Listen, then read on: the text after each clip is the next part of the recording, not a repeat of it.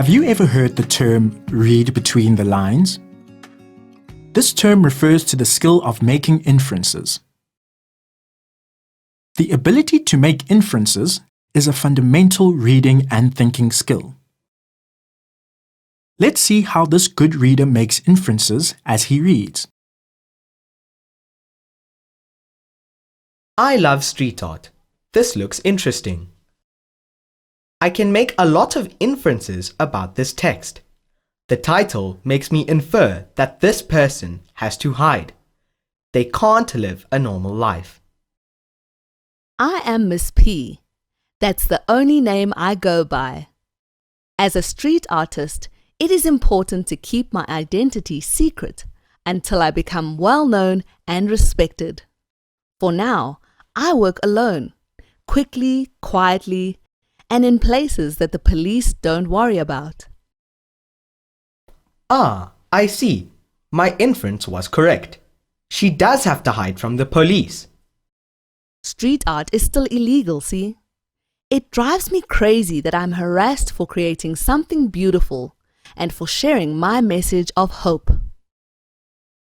I can infer that Miss P thinks that street art should be made legal because it is a beautiful and important kind of art. But it's against the law. So overall, I can infer that people have different ideas about what is art and what is not. Inferences rely on background knowledge. When learners make an inference, they make a good guess about something. They must use what they have read in the text together with their own experiences and background knowledge. What I read, together with what I already know, allows me to make an inference.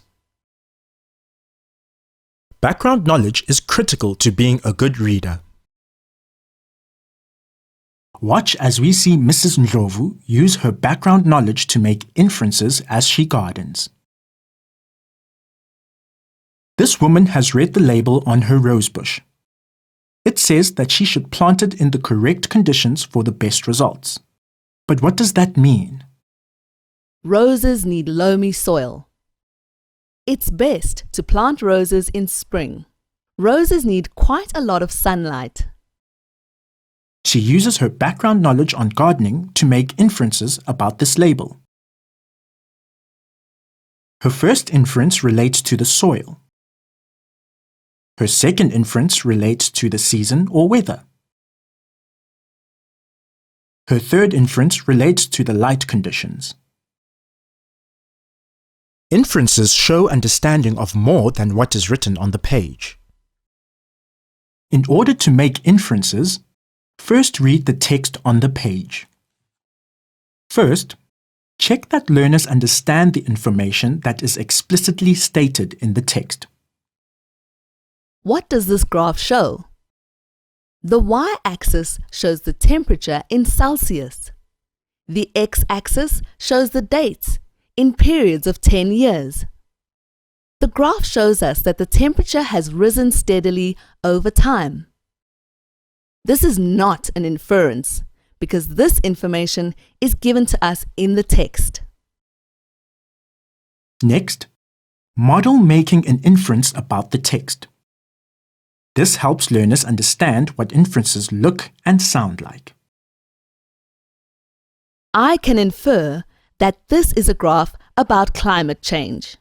I make this inference based on the fact that the graph shows how temperature has risen over time and based on what I already know about how our Earth is heating up due to pollution. Use prompts to encourage learners to make inferences. Encourage learners to make inferences about the text as they read. Based on. What do you think is happening here? What can you infer about? Based on. How can you fill in the gaps here using your own experiences or background knowledge? Help learners to develop this skill. Making inferences is a high-order skill. Listen to and discuss learners' answers.